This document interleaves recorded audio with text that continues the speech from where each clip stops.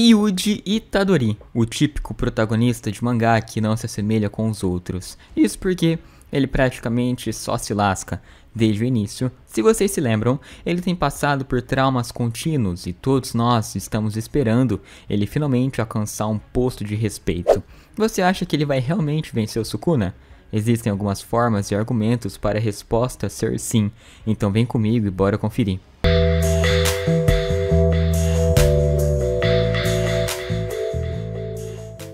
Fazer um vídeo desse não é tão simples como parece. E se você quer nos recompensar, não se esqueçam de deixar o like e se inscrever. Isso é de graça e muito fácil. Bom, se você quiser ir além, contribua para o suporte do canal. Meu Pix está aqui na descrição e vamos pro vídeo. Bem, como sabemos, Yuji Itadori é um ser que nasceu com uma força absurdamente alta e anormal para os padrões humanos. Até mesmo em seu período escolar, o garoto já possui um bom físico e parecia ser capaz de fazer praticamente todo tipo de atividade física com facilidade. Mesmo sem ter consciência da sua energia amaldiçoada, o garoto já possui uma força anormal. Bom, mas por que ele possuía tal força? Qual era a fonte disso? Isso se deve principalmente pelo fato de que sua mãe acabou sendo possuída por Kenjaku, um feiticeiro milenar que viajou pelo mundo por décadas com o objetivo de concluir o seu plano.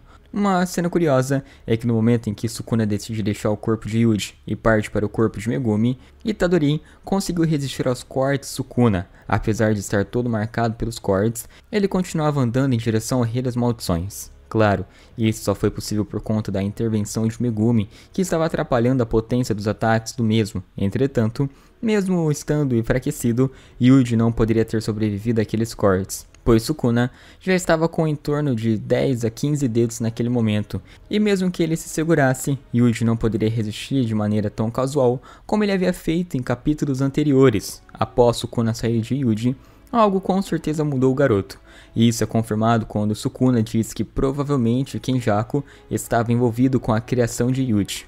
Uma fala interessante que foi vinda do próprio Satoru Gojo é que ele diz que o talento excepcional que Yuji possui só aparece a cada 1000 anos, o que indica que Yuji era um prodígio para o Jujutsu, e se isso foi dito pelo feiticeiro mais forte da atualidade, não poderíamos discordar, não é mesmo?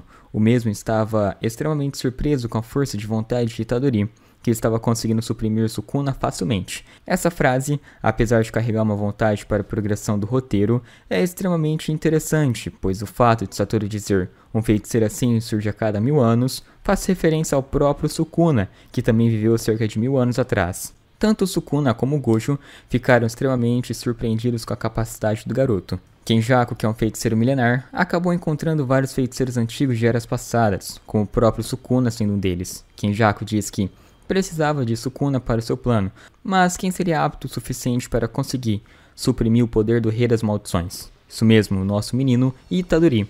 Mas ainda assim, é bastante estranho que um experimento possa resistir ao tal poder. Então, o que o Kenjaku poderia ter feito para que Yuji fosse o receptáculo perfeito de Sukuna? Bem, a única alternativa que vejo nisso é o fato de Kenjaku ter implantado o sangue da descendência de Sukuna no garoto. E se caso for isso, realmente faria bastante sentido que o garoto pudesse suprimir o Rei das Maldições com certa facilidade, já que ambos compartilham o mesmo sangue. Mas bem, o que você quer dizer com tudo isso? Você me pergunta. E o que eu posso dizer é que caso Yuji for um descendente de Sukuna, muito provavelmente ele possui uma técnica inata que ainda não despertou. Como sabemos, as técnicas inatas são próprias do usuário, e é impossível que você aprenda alguma delas, já que elas já são implantadas em você desde o seu nascimento.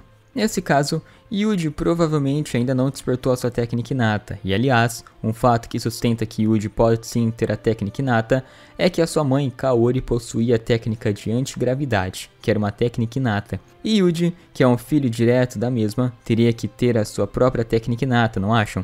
E além do mais, como Yuji é um experimento criado justamente para ser receptáculo de Sukuna, ele poderia muito bem ter mais outras técnicas inatas guardadas, mas claro, Yuji não saberia disso. Bom, nos capítulos atuais sabemos que Yuji está empunhando a espada do carrasco, e caso ele acerte a espada no Rei das Maldições, esse seria o fim definitivo do feiticeiro milenar.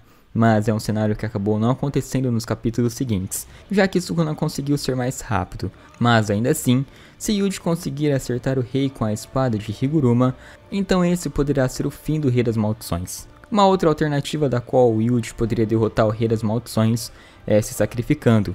Se o mesmo conseguisse fazer com que Sukuna voltasse para o seu corpo e Yuji acabasse se matando, então esse seria o fim do Sukuna. Mas vocês devem estar se perguntando como Yuji faria isso. E bem, é uma maneira bem simples. Nos capítulos anteriores, antes mesmo de acontecer a batalha entre Sukuna e Gojo, Itadori pega um livro que fala sobre almas. Livro esse que foi dado a ele por seu irmão Chozo. Bem, o que eu quero dizer com isso é claro, é simples. Se Yuji agora possui um conhecimento sobre almas, ele poderia ter evoluído bruscamente no entendimento da energia amaldiçoada.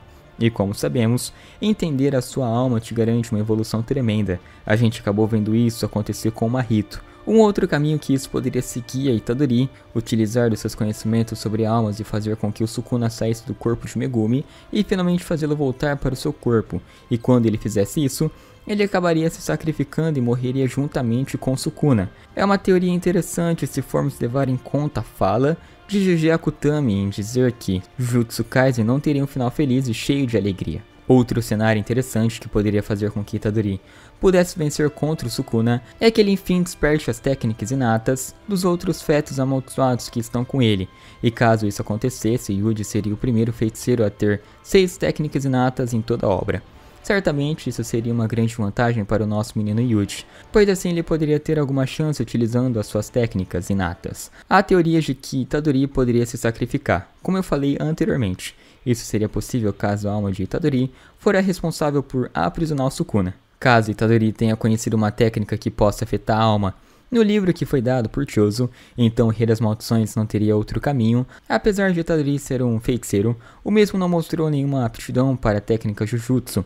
Ele sempre foi um feiticeiro que utilizou mais da força física, e talvez esse seja o destaque que fará com que Yuji possa derrotar o Sukuna. Imaginem só, se Sukuna, que é conhecido como um ser que possui poderes além dos limites humanos, Itadori seria um ser que possui capacidades físicas de resistência extremamente anormais, mas claro, isso só seria possível se caso Itadori possuísse uma relação de descendência com o Rei das Maldições. Parando para pensar, a teoria de ambos serem parentes é bem sustentável, já que, como vimos na obra, Sukuna possui uma tonalidade de cabelo idêntica de Yuji, além dos seus rostos serem pouco parecidos. Isso explicaria o porquê de Itadori ser tão resistente ao ponto de conseguir suprimir o Rei das Maldições. Seria por conta da sua descendência e as modificações que Kenjaku fez em seu próprio filho enquanto estava no corpo de Kaori. Pensem bem, seria extremamente estranho que Kenjaku criasse o receptáculo perfeito de Sukuna apenas com base em experimentos feitos por ele mesmo, certo? O fato de Yuji ter nascido com o sangue de Kenjaku não faria ter força suficiente para fazer o Rei das Maldições de prisioneiro. Portanto, Kenjaku pode ter feito graves modificações no corpo de Yuji para que assim ele fosse considerado o receptáculo perfeito de Hyomen Sukuna. Se Yuji Itadori foi criado com o propósito de ser o receptáculo perfeito, ele não só seria perfeito para conter o Rei das Maldições espiritualmente, mas também fisicamente, certo? Pois, se não for, por qual outro motivo Kenjaku faria isso? Bem, isso só o mangá poderá nos dizer futuramente. E como o GG está planejando o fim de Jujutsu Kaisen, provavelmente teremos essas respostas a fundo sobre Yuji e Sukuna. Bem, mas e vocês? O que acham disso? Acham que Yuji, que já sofreu tanto nas mãos de Sukuna, poderá então revidar todas as atrocidades e barbaridades que o rei cometeu contra o mesmo? As humilhações e deboches do rei finalmente serão colocadas em sua própria língua? Comentem nos comentários abaixo, por favor.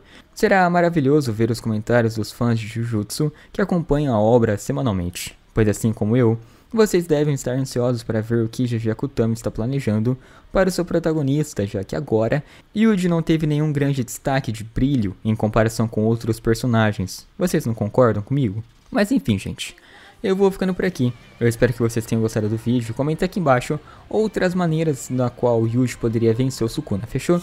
Não se esqueçam do like e de se inscrever. Isso é muito importante, eu sei que eu sempre peço e parece que fica maçante, mas isso é muito importante para mim. Bom, eu vou ficando por aqui. Até a próxima. Fui, falou.